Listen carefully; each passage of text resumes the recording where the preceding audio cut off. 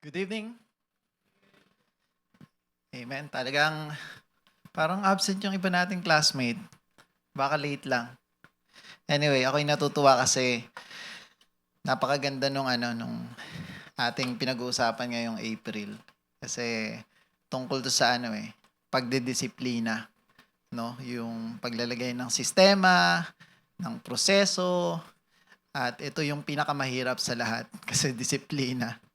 Anyway, last week pinag-usapan natin yung um, order bring peace. Ngayon naman, ang pag-uusapan natin ay, ano ba yung topic natin? Fix the process.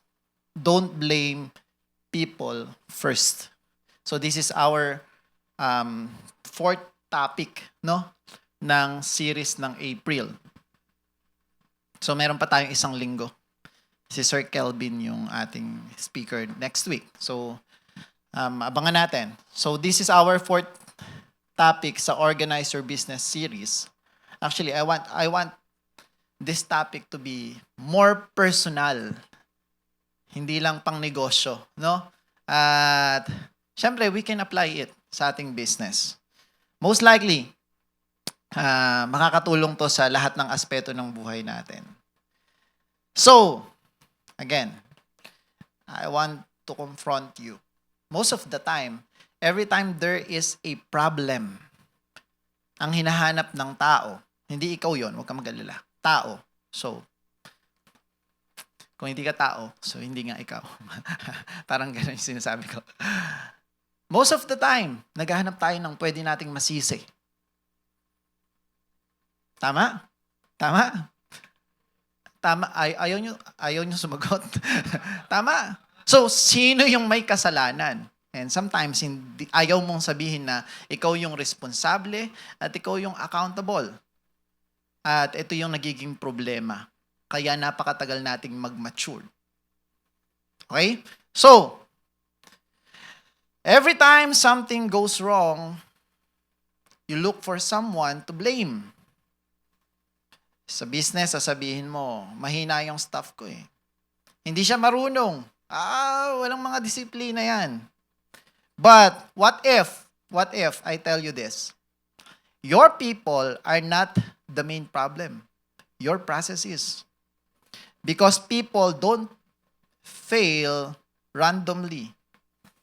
They fail what? Inside broken system.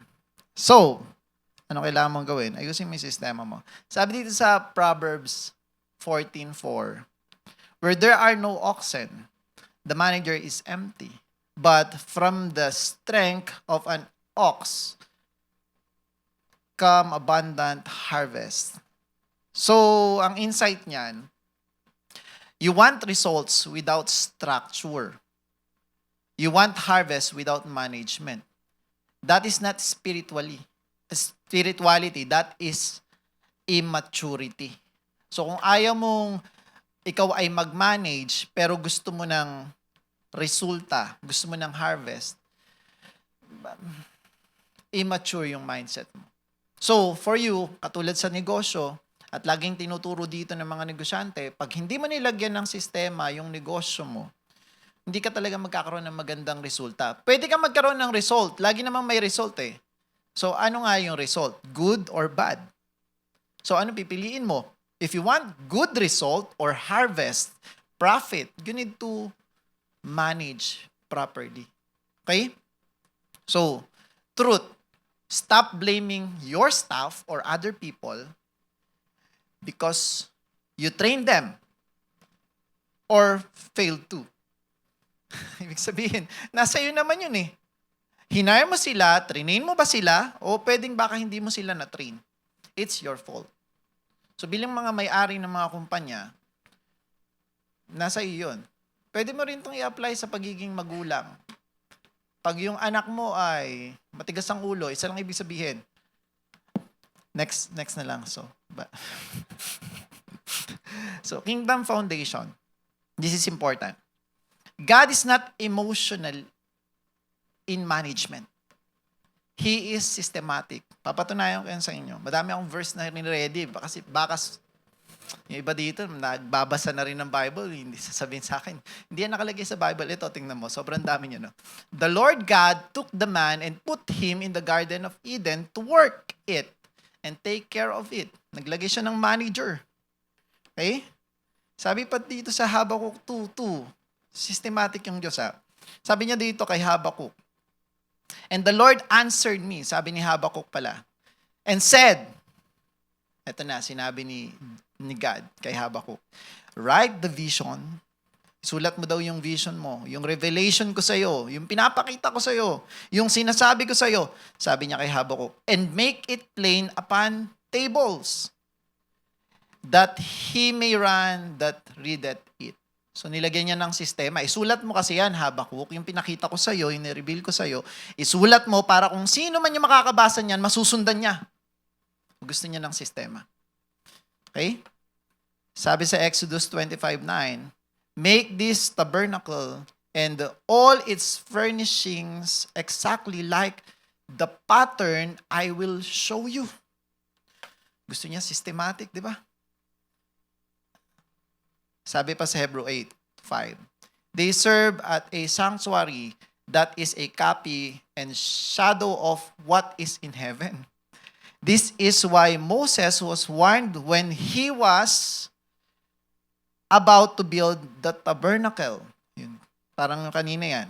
Kunikwento lang sa Hebrew. See to it that you make everything according to the pattern shown you on the mountain. So gusto ng Diyos ng sistema. Mayroon siyang binibigay na parang ganito yun. Pag i-apply natin yung kakayahan ng Diyos sa paglalagay ng sistema, ikaw na negosyante, naglalagay ka ng manual para or basihan o gagayahan para yun yung susundan ng mga tao. Naintindihan nyo ba yung binabasa natin? Di ba parang ganun yung sinasabi dito? Ang Diyos may gusto siyang i-build, yung tabernacle. Tapos nagpakita siya sa tao bago ipagawa yun nung dapat paggayahan. So ikaw, nagtayo ka ng negosyo, hindi mo ginawa yung formula ni Lord. Yung may sistema, naglalagay siya sistema eh. Ikaw bahala. Sige, kaya mo diba? Hinar mo, magaling to. Kaya mo na ba? Okay, sige, gawin mo na yan. Kaya ang lagi mong hinahanap, magagaling na tao. Ang nagiging problema, pag umalis yung magaling, wala na. Hindi na mag-work yung negosyo mo. Nauuna ako dun sa topic ko. Mamaya, mas maintindihan nyo yan. So, God never releases results without structure. You understand? He did not say, feel the vision. He said, write it, structure it, define it. Ibig sabihin, gusto ng Diyos na magkaroon ka ng sistema. Ops. Nakasulat pa.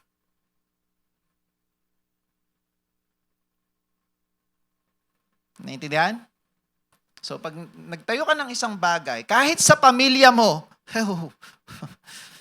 kahit sa buhay mo, yung ginagawa ko araw-araw, naka-note eh. Siyempre, inaaral ko to. Sabi ko, ang ganda pala, no?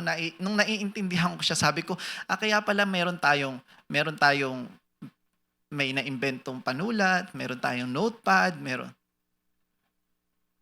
Kasi gusto ng Diyos na gawan mo ng sistema yung buhay mo. Kasi yun din yung ginawa niya kahit sa mga propeta ng unang panahon. Para may susundan ka. Ang problema, magiging magulo, magiging overwhelmed yung utak mo sa dami ng gusto mong gawin pero hindi mo alam yung priority mo. And that's the problem. It's the same with the business na itinatayo natin. Hindi natin talaga alam, kaya napaka-importante ng mission and vision. Kasi doon magbabase lahat ng gagawin mong sistema. Kasi kung wala kang mission and vision, hindi mo alam kung saan ka pupunta at hindi mo alam kung paano kayo makakapunta. Yun eh. So hindi mo magagawa talaga yung sistema. Ang magiging goal mo lang kumita ng pera and that's all. And that's not business. That's source of income. Hindi natin dito pag-uusapan yung business. Ang pag-uusapan natin kung gusto niyo lang kumita ng pera, source of income, marami din sa online, madami. Pero kung gusto niyo talaga ng negosyo, kailangan niyo ng sistema. Naintindihan nyo ba ako? Kung gusto nyo source of income kahit walang sistema, okay yan. Punta ka lang dyan sa DPWH. Wala sistema. Pero yung sistema nila pandaraya. Yun nga lang. Ano na itutulong nila sa tao? Wala. Nasisira pa yung buhay ng mga tao. Nagugulo pa yung bansa natin. And it's not business. That's not your purpose. That's the purpose of the crocodile. So, heaven runs on system. Kaya nga pinagaya yung tabernacle, gaya nung sa langit. Basahin nyo lang yung mga verse na sinabi natin kanina.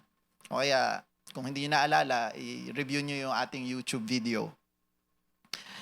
Earth fails because of disorder.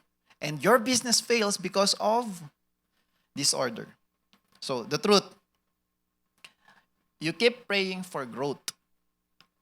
But God is waiting for structure.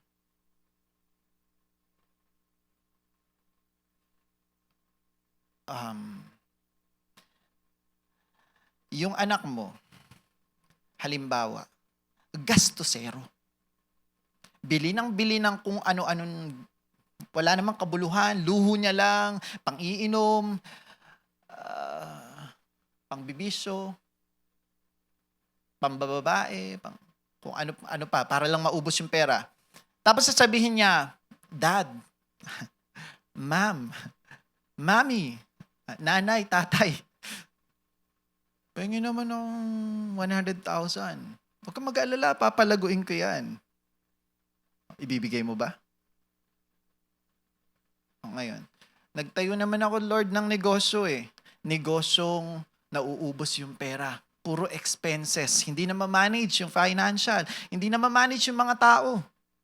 Bigyan mo naman ako ng magaling na tao. Bigyan mo naman ako ng maraming pera para ipampuhunan dito sa negosyong to. Titingnan ni Lord.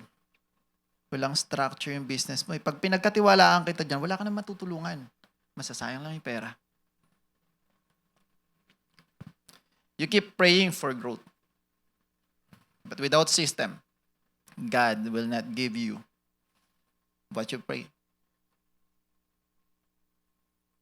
Principle number 1. Bad results come from bad system. Let's be honest. When something fails, ang hinahanap mo agad, sino may kasalanan? Wrong question. The right question is this. Saan mali ang proseso? Saan mali ang process? Saan nabutasan? O baka wala kang auditors? Kasi ang ganda naman ng sistema.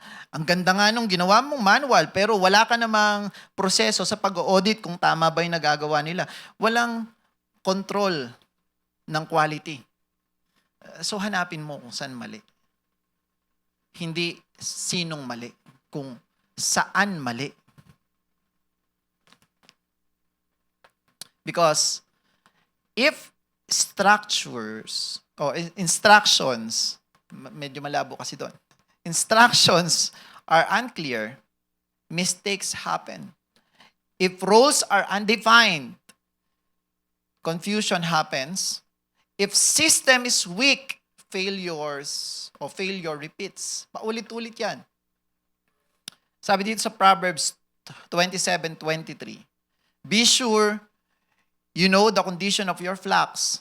Give careful attention to your herds. So alam mo dapat yung nasasakupan mo. Ecclesiastes 10:18. Through laziness, hindi ko mabasa doon. The rafters sag, because of idle hands, the house leaks. Hosea 4:6. My people are destroyed for lack of knowledge, because thou hast rejected knowledge. And so on. No? Ang gusto ko i-emphasize dyan, my people are destroyed for lack of knowledge. Yung mga tao daw ng Diyos, nasisira. Yung kanyang bansa, nasisira. Yung kanyang buhay ay nasisira dahil walang alam. Right now, palakpakan niyo yung sarili niyo. Palakpakan niyo. Come on. Kasi you're here. At gusto nyong alamin kung ano ba yung mga pinapagawa ng Diyos. So, ignorance in systems produces distraction in results. The truth. Your business is not failing because of people. It is failing because you don't know what you're doing structurally. So, principle number 2. Binibilisan ko lang po kasi meron akong gustong i-discuss sa inyong mas mahalagang mga bagay pa. Principle number 2. People follow systems.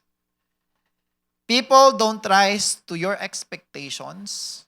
They fall to your systems. Ano ibig sabihin yan? People don't perform based on what you expect. They perform based on the system you put them in. Magpe-perform sila kung saan mo sila nilagay na sistema.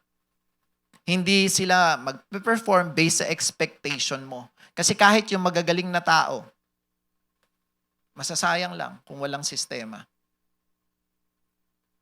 If your process is unclear, inconsistent, undefined, even good people will perform badly. Lalo na kung yung kultura ninyo sa negosyo na meron kayo. Naintindihan? Sa lahat ng, kahit sa pamilya to, yung anak mo pinanganak na sobrang matalino, magaling, gifted, pero ikaw wala kang disiplina at hindi mo sila kayang bigyan ng sistema bilang tatay, bilang nanay. Sayang yung talino ng anak nyo. It's the same with the business. Kahit napakagaling ng taong hinire nyo, pinakamagaling yan sa kumpanya nila, tapos na-recruit mo, ano tawag doon? Napirata mo. Pagdating sa kumpanya mo, wala siya nagagawang maayos. O kaya naman, siya lang yung aasahan mo. Kaya pag napirata rin siya ng iba, sarado yung kumpanya mo. But if your system is clear, simple, repeatable, even average people can perform well. Look at the BPO companies. Nag-hire sila, hindi marunong mag-English. Tapos yung mga matatagal lang magagaling mag-English, yung iba tinatanggal nga eh. Kasi para hindi na tumaas yung sweldo. Look at them. Hindi sila nanghihinayang sa magagaling. Because they can train. They have this kind of system. Na hindi sila umaasa sa magagaling. Umaasa sila sa sistemang ginawa nila.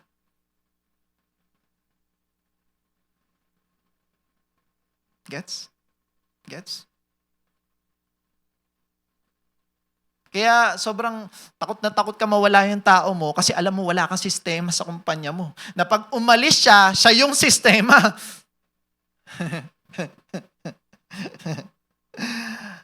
Kaya parang ikaw yan. Pag nawala ka kasi ikaw yung sistema, nauuna na naman ako sa topic ko. Mamaya. Oh, sabi din sa Exodus 18:20. Naiintindihan niyo ba ako? Naiintindihan? Exodus 18:21. But select capable men from all the people, men who feared God, trustworthy men who hates dishonest gain, and appoint them as officials over thousands, hundreds, fifties, and tens. Ang nagsasalita dito si Jethro, pinapayuhan niya si Moses. Si Jethro ay biyanan ni Moses. Tama ba ako, Pastor? Biyanan ni Moses? Si Jethro, tatay ng asawa niya. O sabi niya, Moses, pumili ka ng mga tao, yung ganito, ito yung standard natin, tapos gawin mo silang leader. Okay? Pagdating sa Exodus 18:23, sabi niya dyan, tingnan mo kasi, if you do this, and God so commands, you will be able to stand the strain, and all these people will go home satisfied. Ibig sabihin, mas magiging maayos yung sistema. Ang problema, sabi dyan, pag binasa mo yun ng buo, na-stress ka, hindi naman dahil na-stress ka kasi gusto mo gawin lahat. Ikaw gusto mo gumawa lahat, sabi niya kay Moses. Hindi, maglagay ka ng sistema. Okay? Proverbs 11:14, for lack of guidance, a nation falls, but victory is won through many advisors. O gusto mo kasi salohin lahat. Ako magaling dito eh. Upo ka sa conference room, tapos imi-meeting mo lahat ng tao mo. Hindi pa sila nagsasalita, tinapos mo na yung meeting kasi ikaw na nag-final. Sakit ko rin yun eh. Pag upo ko sa conference room, ako pinakamagaling dun eh. Ako pinakamatalino dito. Pakinggan nyo ako, ito plano ko. Hindi mo na pinakinggan lahat ng hinire mo pa sila. Bahala ka. Ito pa isa. Plans fail for lack of counsel. But with many advisors, they succeed. Alam nyo, mga a month ago na ba to, nirebuke ko yung sarili ko. Alam nyo kasi kayo, sabi ko sa core group, sabi ko kayo kasi hindi nyo ako sinasabihan na mali yung ginagawa ko. Feeling nyo tama, ano ako, si Jesus? Hindi na nagkakamali.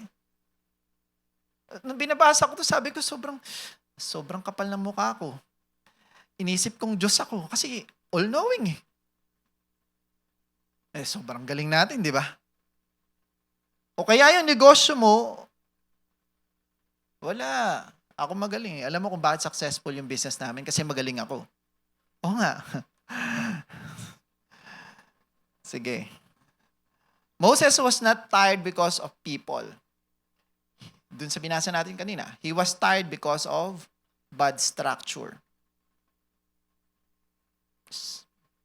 Sabi ni Jethro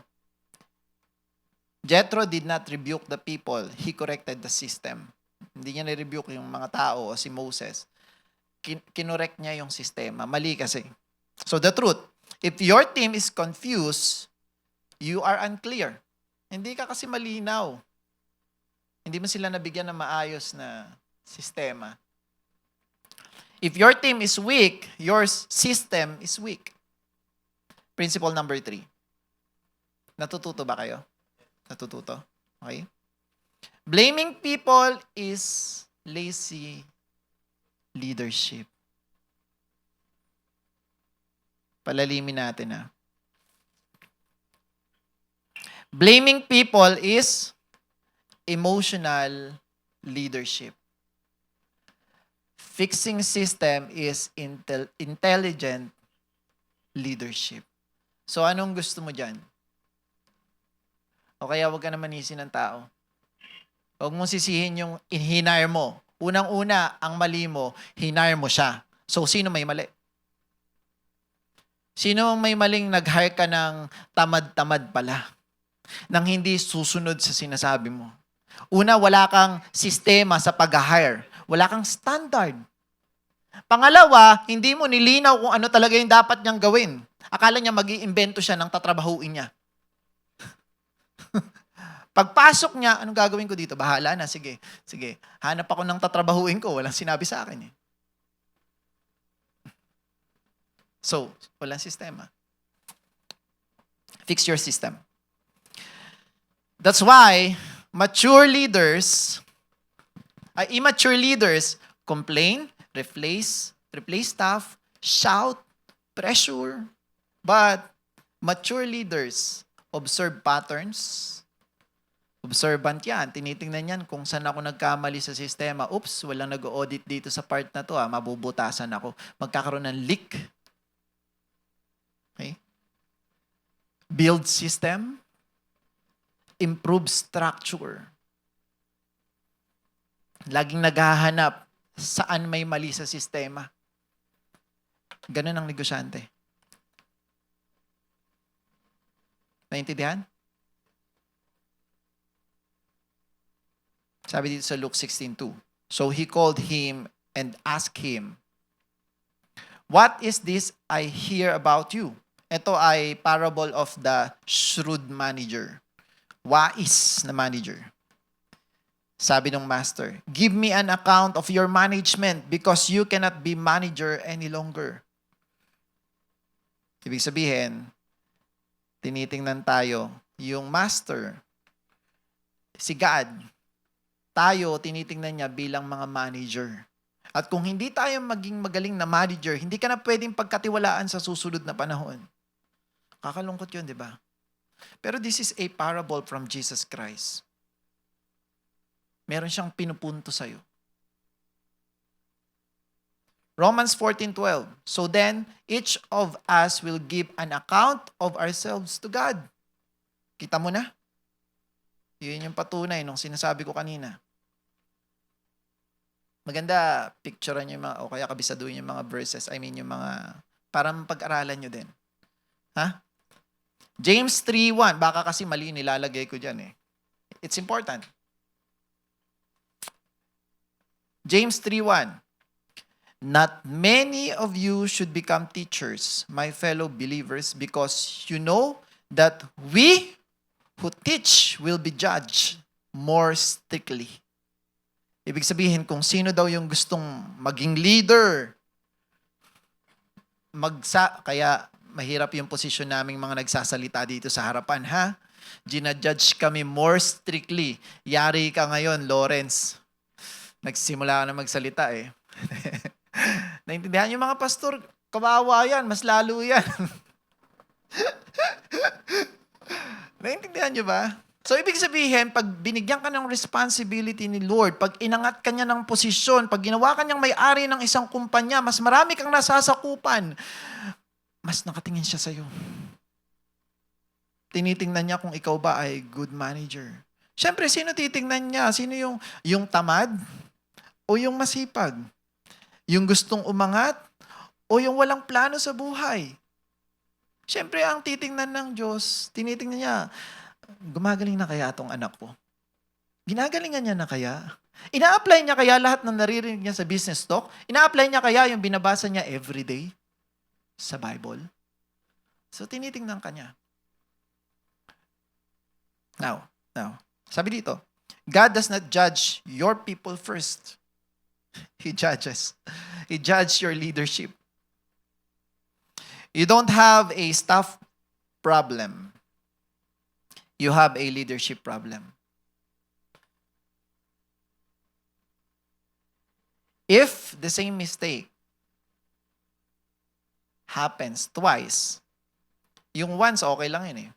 People problem yun.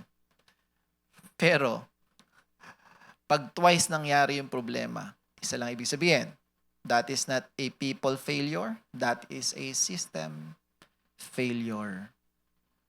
So, pag nangyaring magkaroon ng mali ng paminsan, ng isang beses, kailangan alam mo na yung mali.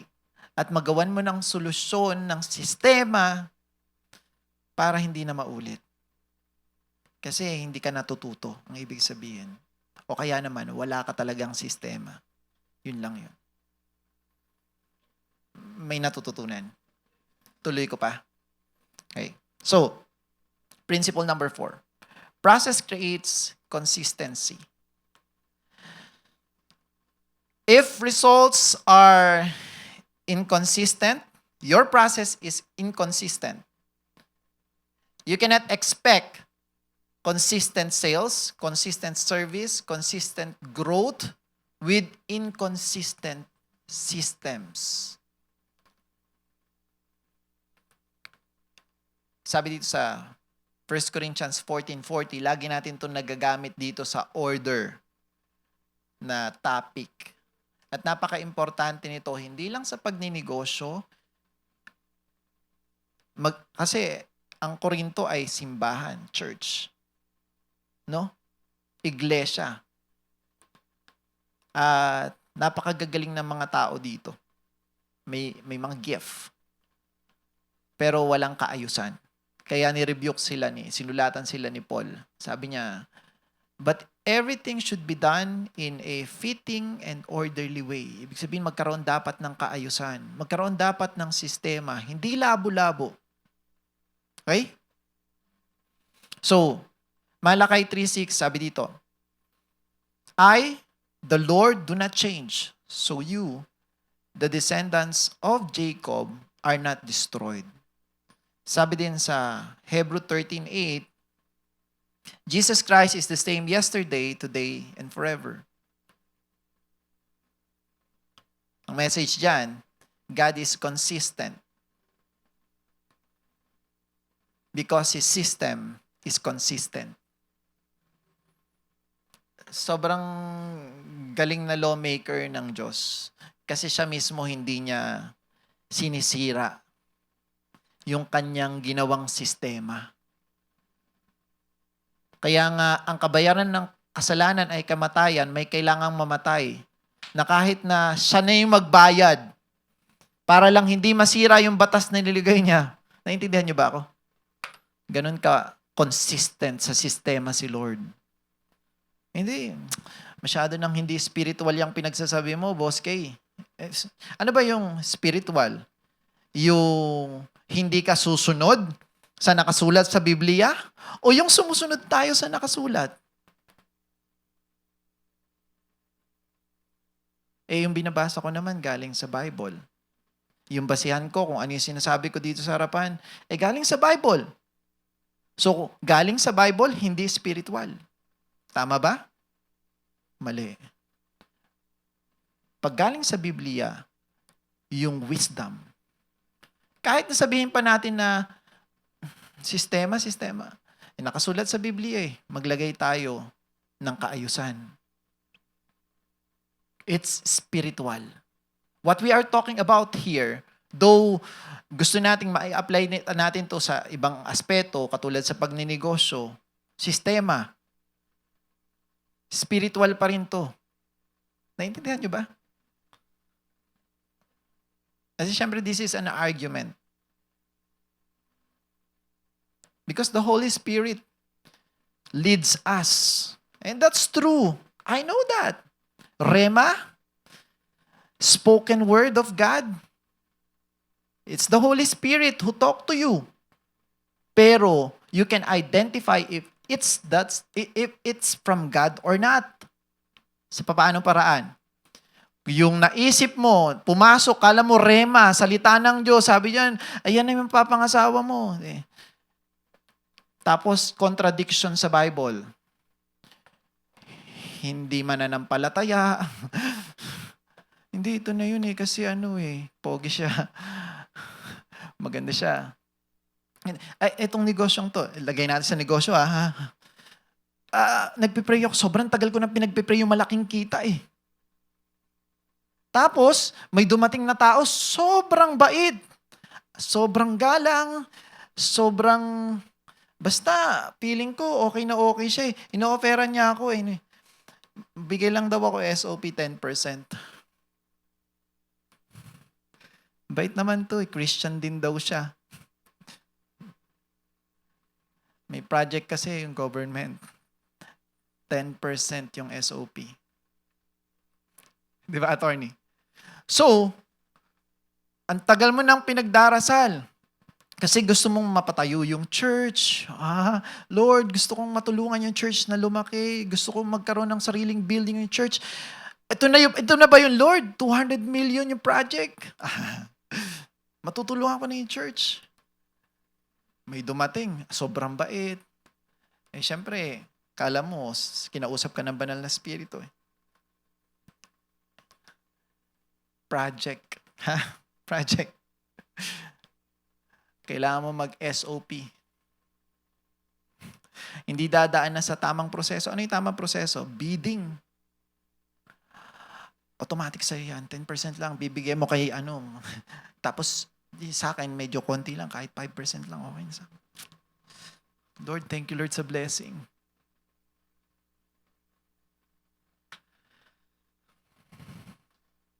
Naintindihan niyo ba ako? If it's contradiction to the Word, the Logos, the Word of God, the Bible, it's not the Spirit talking.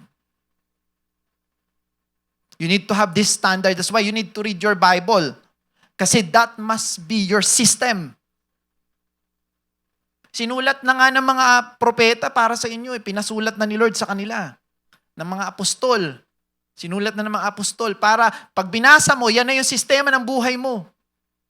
Hindi, sinasabi kasi ng banal na spirito sa akin. Hindi, basahin mo yung Bible. And that's the system. Sabi sa Bible, gawan mo ng sistema yung negosyo mo. Huwag kang mandaraya.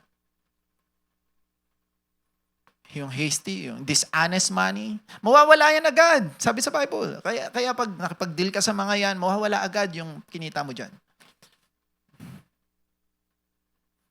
Tanong nyo na lang sa kanila kung meron pa ba sila ng pera na yan. O baka nakakulong na yung iba. Anyway. So, the truth is, inconsistent business is not spiritual attack. Hindi ka dinidemonyo. Hindi naglalaro yung diablo sa negosyo na meron ka. Actually, it is structural weakness. Una pa lang kaya nararamdaman mo parang wala ng blessing kasi walang structure yung negosyo na tinayo mo. You understand me? You understand me? Principle number 5. Sorry. Sabi diyan, what you cannot repeat, you cannot scale. So have system, a repetition, paulit-ulit. Para kahit na yung pagkatiwalaan mong tao ay baguhan, kaya niyang sundan kung paano mo ginagawa. Kung ano yung sinasabi mo, kung ano yung dapat niyang gawin sa mga ganitong problema, sistema yung kailangan. Dapat nakasulat, manual. It's important. SOPs. Okay? Kaya sa malalaking kumpanya, ganyan. Nung nagtrabaho ako sa Jollibee, ako po ay former crew ng Jollibee. Meron kaming manual sa lahat ng aming ginagawa. Kahit sa paglilinis ng mesa, may standard. Kahit sa pagsasalita, pag may pumasok. Pag may umaalis, may standard, may SOP. Lahat ng ginagawa namin, para kaming robot doon. Kailangan yung negosyo mo maging parang robotic. Na para bang na-set up mo na, nakaprogram na umiikot. Na kahit na wala ka, ganun yung nangyayari. At pag hindi naging ganun yung negosyo mo, hindi yan mag-scale. Hindi niya kakayanin yung mas marami pang kliyente. Kaya masisira na yung brand mo. Mawawalan ng tiwala yung mga tao sa'yo. Kaya hindi ka na nila kukunin, hindi na sila bibili ng produkto mo, hindi na sila kakain sa restaurant mo o kung ano man yung negosyo mo. Wala na silang tiwala. Bakit? Chaos yung nararamdaman nila. Imbis na masolve yung problema nila, stress yung nabigay mo sa kanila. That's why parang, pag nagtayo ka ng negosyo, dapat parang robot. Yung mga tao dun para bang mga makina na kung ano yung sinet up mo sa kanila, yung prinogram mo sa kanila, ganun at ganun yung ginagawa nila. Siyempre, hindi pa tapos doon. Kailangan mo ng auditors para ma-check. Kasi may leaking. Pwede kang madaya eh. Anyway, naiintindihan. Principle number 5. Systems protect your business. How? So, you think, my team is my strength. No. That's for a small business. That's for a small team. That is for a small mindset. Actually, your system is your strength. Without your team, if you have this system, you can replace them with newbies.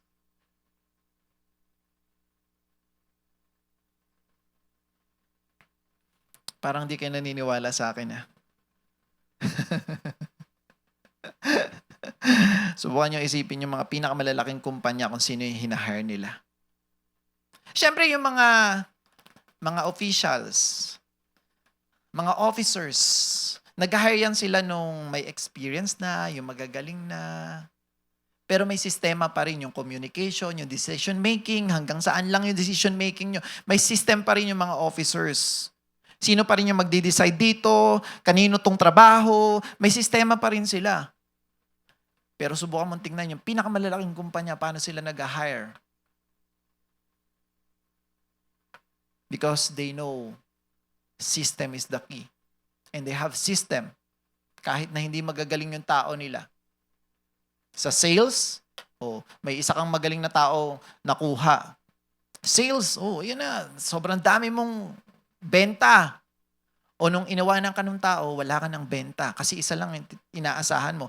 Gumawa ka ng sistema, nag-hire ka ng 10. 10, ha? Mga 3 lang na di-deal nila every month. Etong isa, mga 100, nagkasakit. O kaya nabangga yung sasakyan, na comatose. Sama ako naman. Pero nag-hire, nakikita niyo yung pagkakaiba? Yung isa inaasahan mo, wala na yung negosyo mo. Pero nag-hire ka ng 10, hindi masyadong marurunong, pero nilagyan mo ng sistema kung paano nagko-close ng deal. Kahit mawala pa yung 7, may 3 matitira, tapos mag-hire ka na naman ng panibagong 7. That's how system works. kung naiintindihan niyo ako, mas ma-apply niyo to sa, hindi lang sa negosyo, sa buhay niyo. So, ano yan? Your system is your strength because people live, people change, people fail, but systems remain. Hindi ka niyan iiwan. Unless ipanakaw mo. Siyempre, nasa isip mo yan. Pwede mo isulat ulit. I-copy mo na lang mas madami yung manual.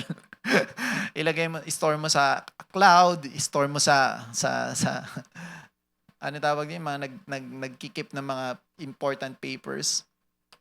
So, sabi dito sa Proverbs 22:3. Natututo ba kayo? Malapit na ako matapos ha. I hope you learn something.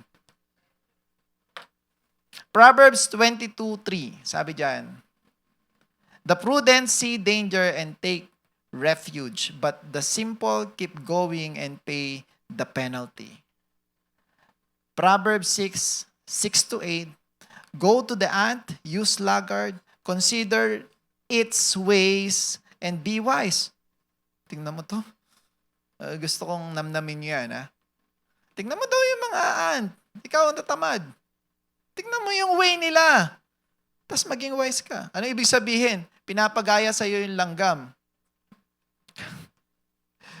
It has no commander, sabi dyan.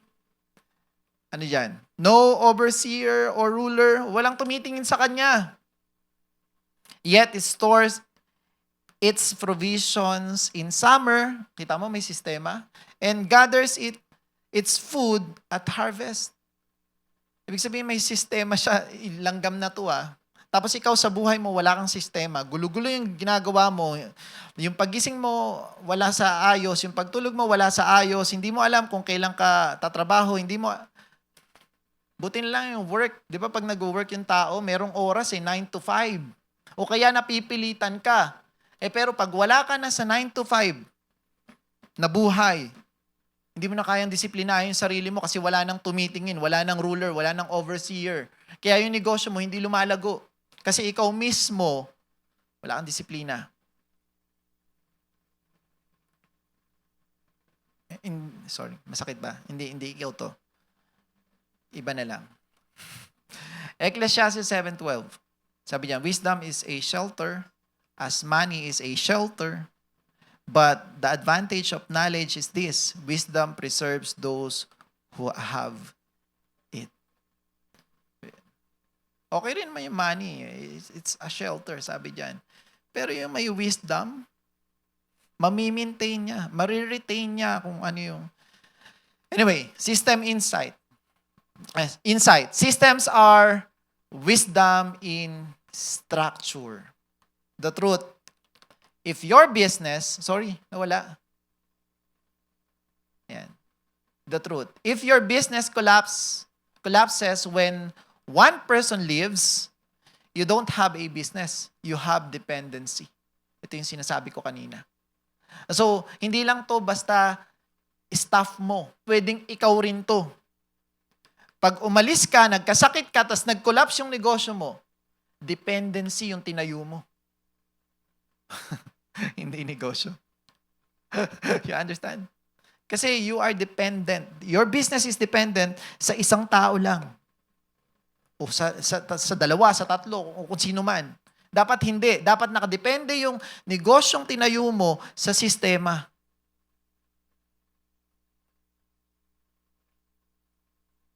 Principle number 6. Process is the path to multiplication. Bibilisan ko na lang. Naalala nyo ba tong verse na to? And God blessed them and God said unto them, be fruitful, multiply, and replenish the earth, and subdue it, and have dominion over living things. Nakalagay dyan. Basahin nyo na lang. So, may process. Fruitful, maging fruitful, mag-multiply, mag-replenish, and then subdue. You cannot multiply without process. Sabi dyan. You cannot multiply without process. Ito nga, proseso to . Kailangan maging fruitful muna. Wala ba dito si Thor? Wala. Halimbawa, sino dito yung nagtayo ng franchising? May franchising kayo? O meron kayong mga mga store or marami kayong branches. Ayan. Tingnan mo dapat yung maging fruitful muna. Ibig sabihin, dapat yung isang branch kumita muna. Tapos mag-multiply. Ibig sabihin, tsaka ka na magdagdag ng panibagong branches. I-apply lang natin sa negosyo. Tapos replenish the earth. Medyo mabigat to, no? Hindi lang Pilipinas dapat yung target ninyo. Hindi na to yung konteksto nung sinasabi dyan.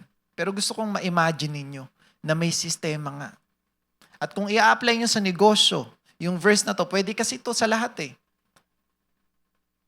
You understand? You subdue. Ibig sabihin, kailangan mag-dominate. Ikaw yung you are the king of this industry. Ibig sabihin, ikaw yung may pinaka-the best na solusyon na ibinigay sa mga tao sa industriyang to. Hindi yung, ano tawag, siraan mo yung kakompetensya mo, hindi ka na mag-dominate Kundi ikaw dapat yung tinatangkilik kasi ikaw may pinaka-the best na sistema, may pinaka-the best na solution na binigay sa mga tao sa kung anong negosyo yung itinayo mo. Medyo malalim tong verse na to pero next time pag-usapan siguro natin to. Mga Burmans. No? I-explain ko ulit yan sa inyo kasi yan yung first topics namin, yung verse na yan sa business talk. So, sabi dyan, you cannot multiply without process because multiplication requires structure, system, repeatability.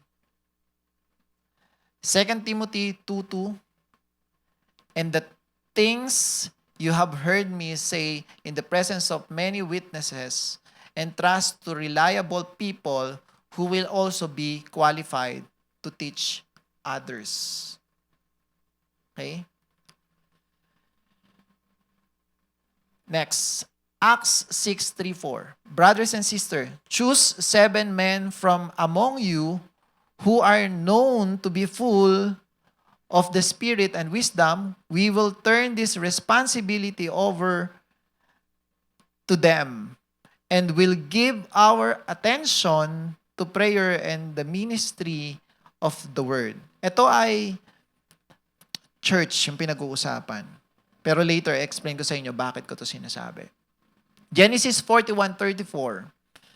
Pag binasa mo to, this is about payo ni Joseph kay Pharaoh. Nung sinabi ni Pharaoh na ito kasi yung panaginip ko Anong pwede natin gawin? Nung in-explain ni Joseph yung panaginip ni Pharaoh, magkakaroon ng 7 years na kasaganahan, tapos magkakaroon ng 7 years na kagutuman. Sabi ni Pharaoh, anong gagawin ko, Joseph? Explain mo nga sa akin. Sabi ni Joseph, let Pharaoh appoint commissioners over the land to take a fifth of the harvest of Egypt during the 7 years of abundance. They should collect all the food of these good years that are coming and store up the grain under the authority of Pharaoh to be kept in the cities for food. Malayo na ako. Wala pala dyan. Nandyan ba? Ayan. This food should be held in reserve for the country to be used during the 7 years of famine that will come upon Egypt so that the country may not be ruined by the famine. So Joseph here built a system that saved nations. May hindi lang yung Egypt, pati yung mga ibang nasyon ay nailigtas sa kagutuman dahil sa ginawang sistema ni Joseph. So, ano yung insight na gusto ko ipakita dito sa mga verse na sinabi ko? God promotes system that can multiply. Doon sa mga binasa natin sa Timothy, tsaka sa Acts, isipin mo, nag-multiply sila, gumawa ng sistema. Yung mga apostol, kung paano mag-multiply. If your business depends on your presence, you are not building a company. You are building a job. trabaho pa rin yan. Wait, kasi ang hirap naman sinasabi mo eh. Pag wala kasi ako sa business, wala akong mapagkatiwalaan eh. Tama! Yun yung problema mo. Hindi ka kasi marunong magtiwala. Kaya hindi ka makagawa ng sistema. Ilalagay ko siya dito, siya mag-speak, magsiseminar sa mga kliyente. Hindi nga marunong magsalita yan eh. Tama, ikaw na lang gumawa para may trabaho ka. Hindi negosyo yung tinayo mo, trabaho. If you cannot train, you are not doing business. You cannot creating leaders. You are creating dependent people. Lagi kang hahanapin ng mga tao mo. Hindi dapat ikaw ang hinahanap. Ano ang sistema natin dito? Dapat sistema yung hinahanap nila. Aray, sakit nito, no? Mahirap talaga to. Mahirap. Mahirap pakawalan. Kasi mas magaling ka pag ikaw yung gumagawa. Mas maganda yung resulta pag ikaw yung gumagawa. Kaya pag nawala ka, wala nang gagawa. So, kailangan nyo lang ma-imagine yung sinasabi ko. If you cannot trust someone and train someone, kaya ka walang mapagkatiwalaan kasi hindi ka marunong mag-train. Pangalawa, wala kang sistema. Wala kang SOP. Anyway, tatapos na po. Kingdom Gospel Reality. Jesus did not just preach. He built a system. Papatunayan ko yun sa inyo. Talaga ba? Hindi na spiritual yung sinasabi mo, boss kaya. Wait lang. Tingnan mo. Mga nanonood dyan sa YouTube Iniwan ni Jesus Christ yung banal na spirito. Para ano? Para guluhin yung isip mo? O i-align ka lalo sa pinapagawa ni Jesus Christ. Wait lang. Tingnan natin. He trained disciples. He sent them out. He multiplied leaders. Basahin natin. Maraming verse yan, hindi ko na nilagay. Kasi pag nilagay ko yan lahat, kita mo, ito nga, kulang eh. May Luke ako dito. Luke 10, wala. Sabi sa Luke 10, after this, the Lord appointed 72 others and sent them 2 by 2. May sistema. Binigyan sila ng accountability partner. May system, hindi ba sige, humayo kayo dyan. Hindi. Si Lord, inappoint niya, si Jesus Christ, inappoint niya yung 72, tapos pinagpares-pares niya. May sistema para may accountability. Tingnan mo nga kung gumagawa ito. Naiintindihan, nilalagyan ng sistema. Mark 6:39-40, sabi dito, then Jesus directed them to have all the people sit down in groups on the green grass, so they sat down in groups of hundreds and fifties. Hindi pinaupo niya lang yung mga tao dyan sa grass, tapos nag-preach na siya. Hindi, nilagyan niya ng sistema. O, mag-group kayo paupuin niyo yung mga tao niyo sa grass, tapos mag-group kayo dyan. 100, tapos 50s. Systematic si Jesus. Matthew 28:19-12. This is the Great Commission verse. May sistema to. May sistema. Tingnan nyo Therefore, go and make disciples of all nations, baptizing them. Babaptize daw muna. In the name of the Father and of the Son and of the Holy Spirit, and teaching them. Nakasulat kung ano yung gagawin. Kaya yung mga pastor sa iglesia, binabaptize yung mga dinidisciples nila, tapos tinuturuan. Ano yung tinuturo? Teaching them to obey everything I have commanded you. The Bible. Ano yung ituturo ng pastor? Sarili niyang kaalaman? Hindi. Yung nakasulat sa Bible. Kaya pag tinuturo ng pastor yung sarili niyang kaalaman, maling sistema. Alam mo ba, ganito yung alam mo, ganito yung pagkakaintindi ko sa mundo. Hindi. Yung pagkakaintindi natin, dapat siya nakasulat sa Biblia. Yung sinasabi ng, naiintindihan niyo ba ako?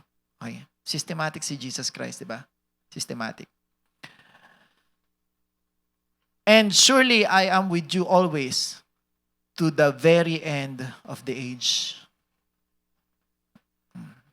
Nasa kanang luklukan siya ng Diyos Ama, may iniwan siya, yung banal na Espiritu.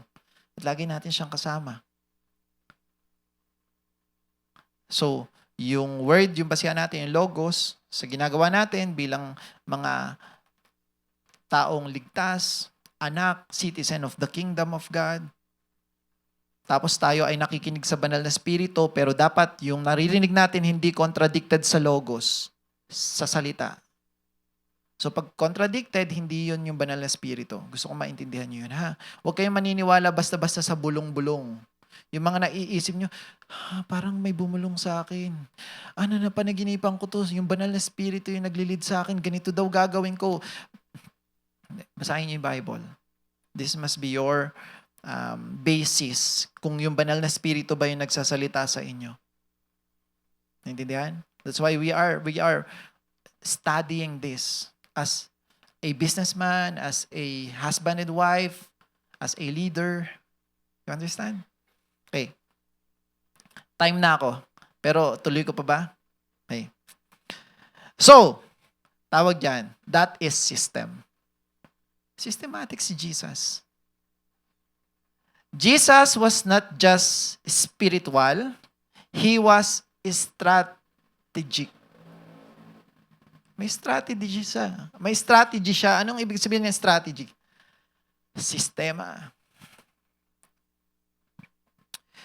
So, you are not called to do everything or to control everything. You are called to build systems, develop leaders, multiply results. So, as a businessman, you need to do this. Okay?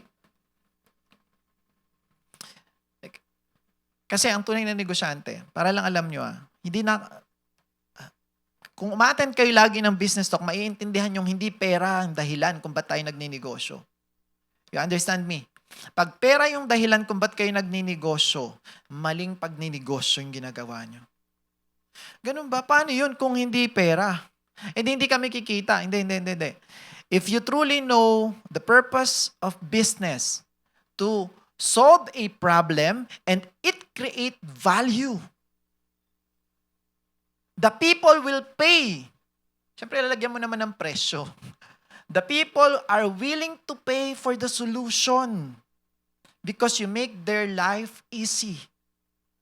If your business didn't make their life easy, imbis na maging easy yung buhay nila, makapagbigay ng stress, makapagbigay ng pressure sa kanila, ibig sabihin, hindi negosyo yung tinayo mo. Stress for the people. Kasi ang business dapat nakapagbigay ng solusyon sa problema ng mga tao. Makes other life easy. Make other people lives easy. Naintindihan? So kung yung buhay mo lang magiging easy kasi marami kang kinikita, that's not business. Selfish yun eh. So, salvation gives identity. System produce dominion. This is the final truth. Pakinggan nyo ito na maigi.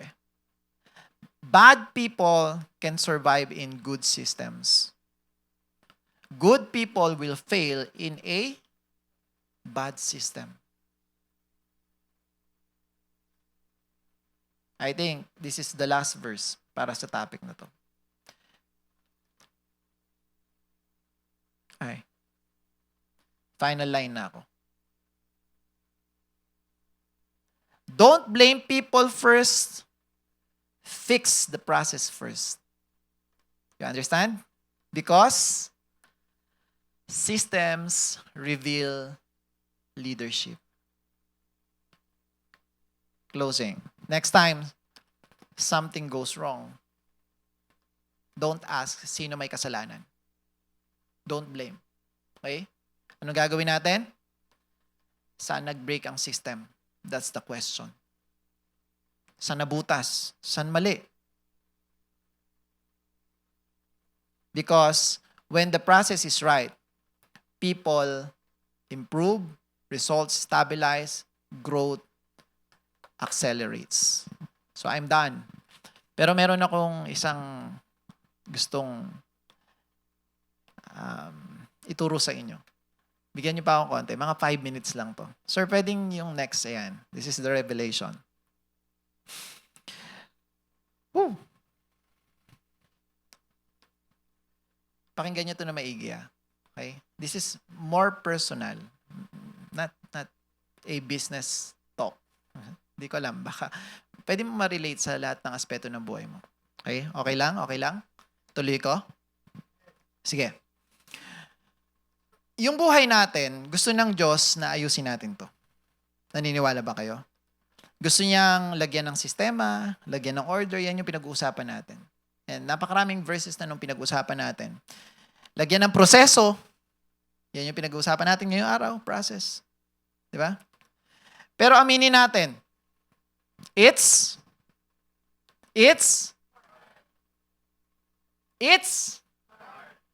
yeah. Daming bawal. Daming kailangan gawin. Tama? Pinag-usapan natin business, relationship, yung health natin. May ganun pa tayong topic. Paminsan, di ba? Yung mindset natin, kailangan ayusin natin. Yung mga topic natin dito eh.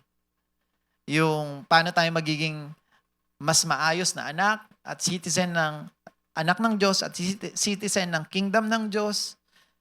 Napakaraming bagay. Halos lahat. Yan yung sinasabi sa Bible pag binasa mo yan. Lahat inaayos niya. Gusto niyang ayusin mo. So the question is, why does God want us to be systematic? Why? Why does He want us to have processes?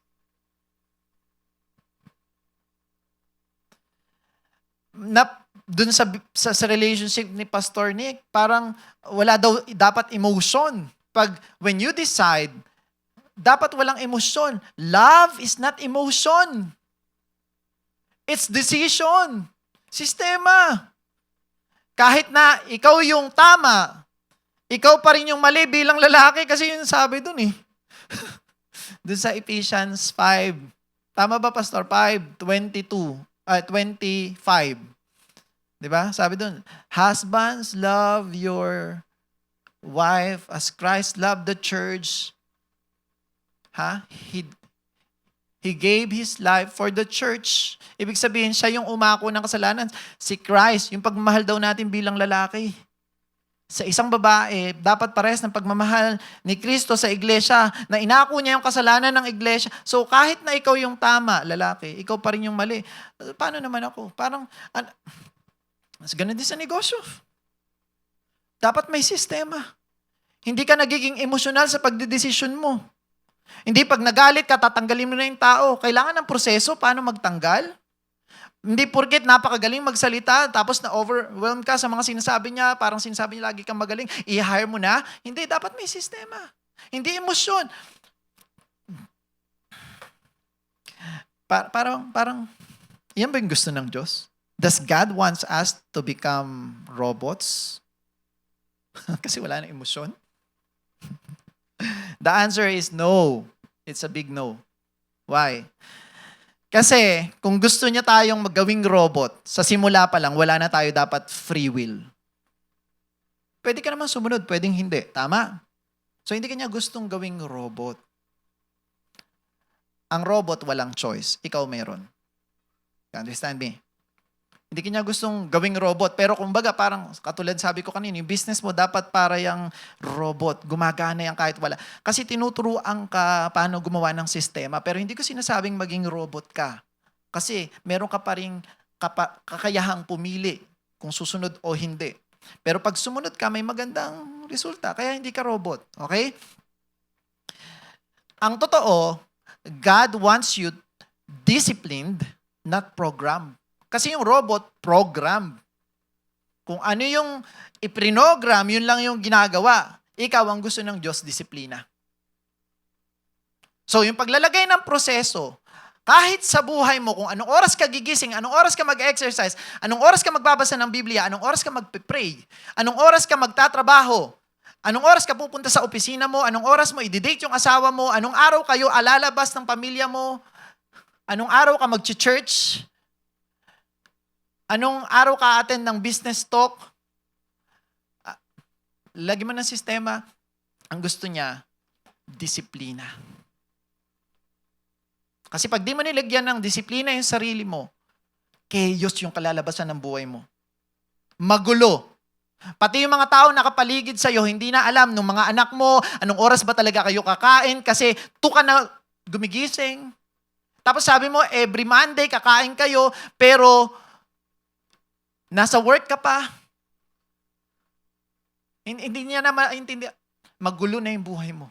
Pati yung asawa mo nagugulan, anong oras ka ba talaga uuwi? Anong oras ba tayo maglalabing-labing? Namimiss na kita. Magulo kasi yung buhay mo. Consistent yung gusto ng Diyos, hindi controlled. You understand me? Now, you need to be consistent. Hindi ka kinokontrol ng Diyos. Gusto niyan disiplinahin mo yung sarili mo kasi pag naging consistent ka, consistency is the key. Sabi. Di ba? Narinig nyo na ba yan? Oh. So this is the foundation. This is the foundation. Sabi dyan, Genesis 1:26, and God said, let us make man in our own image or in our image after our likeness, in our likeness, and let them have dominion. May kasunod na verse yan, pinutol ko na. So, kung tatanungin ko kayo, ano yung unang binigay sa atin, Lord? Most of people will say, it's dominion. Right? Right? Basahin natin ulit. Dominion parang success agad di ba? O basahin natin ulit. And God said, let us make man in our image, after our likeness, and let them have dominion. So anong unang binigay ni Lord? Let them have dominion. Ano po? Ano?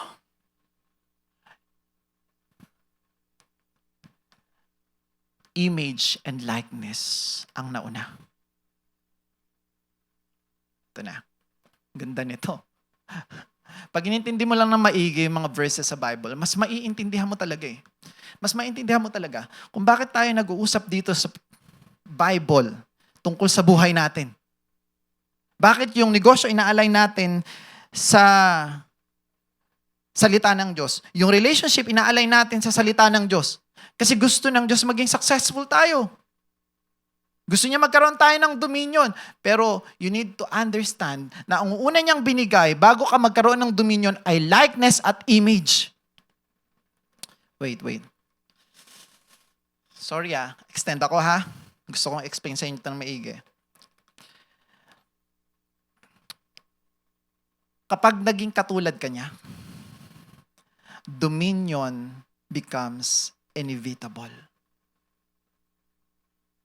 Hindi mo mapipigilan yung success. Kasi yung Diyos consistent. Yung Diyos hindi nagbabago. Yung Diyos hindi emosyonal. Ikaw emosyonal. Hindi ko naman sinasabing walang emosyon yung Diyos kasi may empathy, may sympathy siya, may awa siya, mahal ka niya.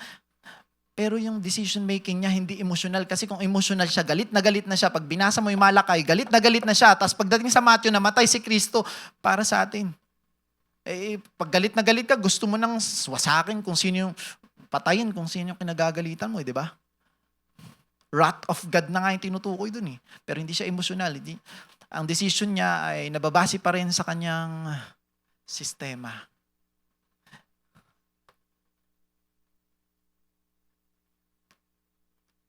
So, hindi mo na hahabulin yung success. Success follows you.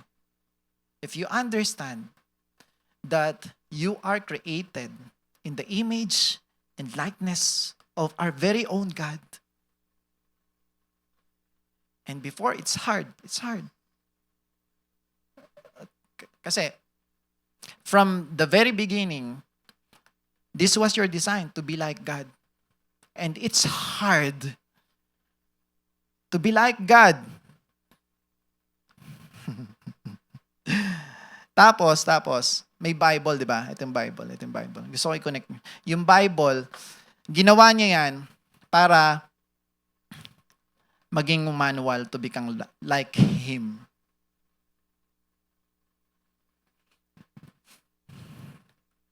Paano nga magiging katulad ng Diyos?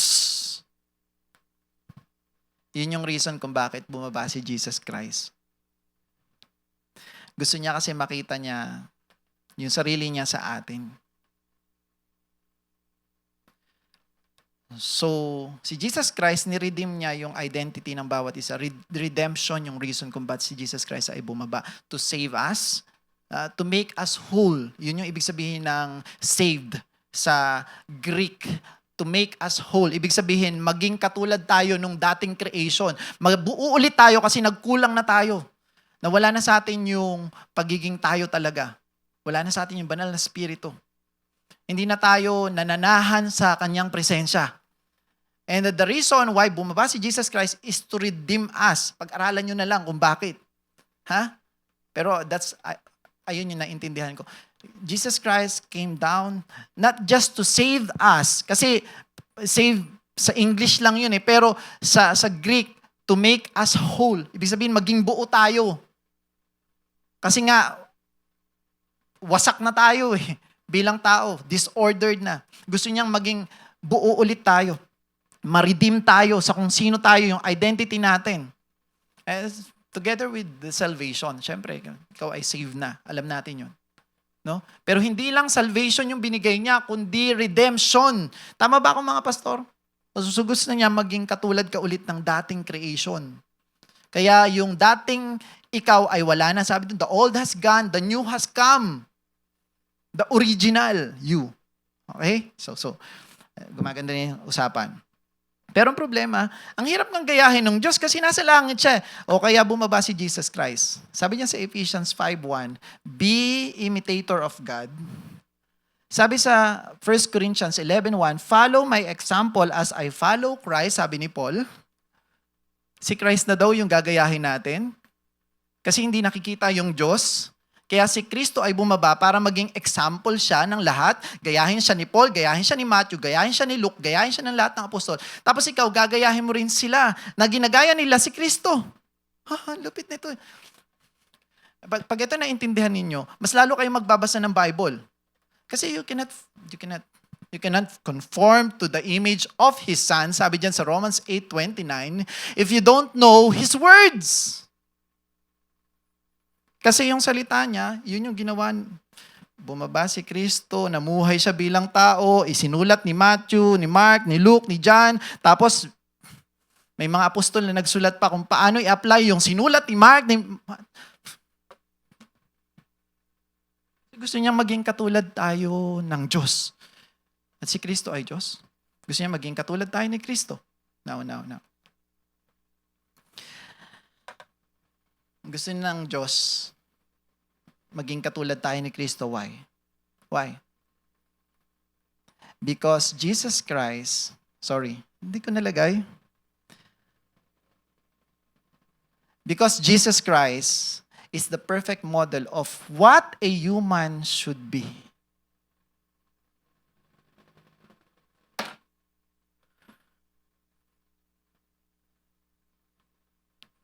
Siya talaga.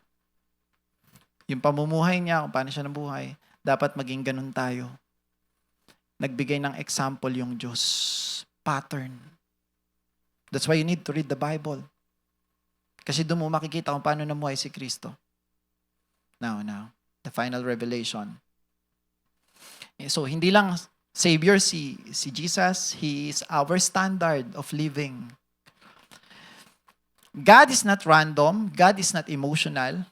God is intentional. God is structured. God is disciplined. And Jesus Christ is disciplined. Kung ang buhay mo walang disiplina, you are not reflecting the nature of God. So kung yung buhay mo, walang proseso, walang sistema, walang kung ano man yung mga pinag-uusapan natin ngayon, anong tawag sa'yo? Hindi ka tao. Aw! Gusto ko kasi matutunan nyo ito maigi. Kung ayaw mo disiplinahin sarili mo, hindi ka tao. Kasi ang tunay na tao, si Kristo. Siya yung original. Ganun.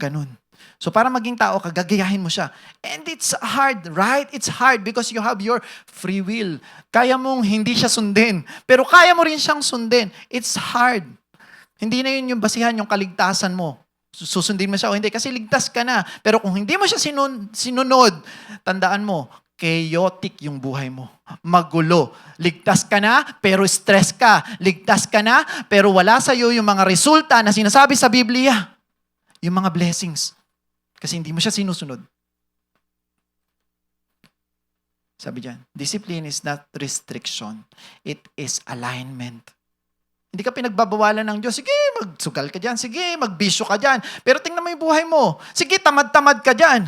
Sige, wag kang... Ano mangyari sa'yo? Chaos. Magulong buhay. Sira yung pamilya mo. Sira yung negosyo mo. At kapag align tayo kay God, kapag align ka sa Diyos, success and prosperity become inevitable. Sabi yan sa Joshua 1:8. Paano ka maa-align? Ayan o. Keep this book of the law always on your lips. Basahin mo daw yung Biblia. Lagi. Lagi mong sambitin. Meditate on it day and night so that you may be careful to do everything written in it. Then you will be prosperous and successful. So it's time for you. This is a challenge. You need to discipline yourself. And what's your basis? The Bible. Because the Bible tells you everything. Alam mo, sa health ko, nung nagkaroon ako ng pre-diabetic, natakot ako. Sabi ko, ang tigas kasi ng ulo ko. Sinasabi na nga sa Bible, gulay lang. Kainin mo. Yun yung original. Di ba? Sabi niya, you are free to eat. Sabi sa Genesis. All the leaves. And basta gulay yung tinutukoy doon. Walang hayop. Kaya sabi ko, gulay na lang kakainin ko. O, tapos pagkatapos nun, sabi doon, mag-fasting ka kasi si Jesus Christ, nag-fasting nga ng 40 days. Hindi yung fasting mo, 1 day lang. Nagpa-fasting kami, 1 day, tapos once a year. And prayer and fasting. So, nagpe-pray ka nga. Nagbabasa ka ng Bible, pero hindi ka nagpa-fasting. Pero inuutos din sa Bible, mag-pray and fasting ka. Because, hindi lang yan para mas maging attentive ka. Pati health mo maaapektuhan eh. Tingnan mo, panoorin nyo itong video to. Ma-play mo ba dyan, sir, yung video? Medyo magyayabang lang ako ng konti, ah. Pero nung naintindihan ko itong pinag-uusapan natin ngayon,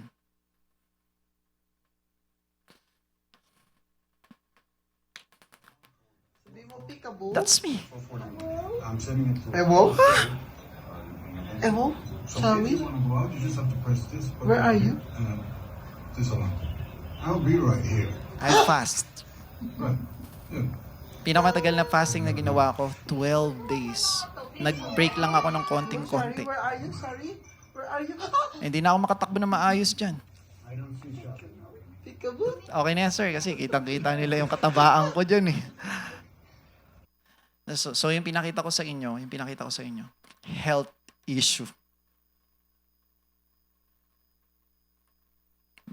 May business issue ka, relationship issue, ano pa, dami mong issue.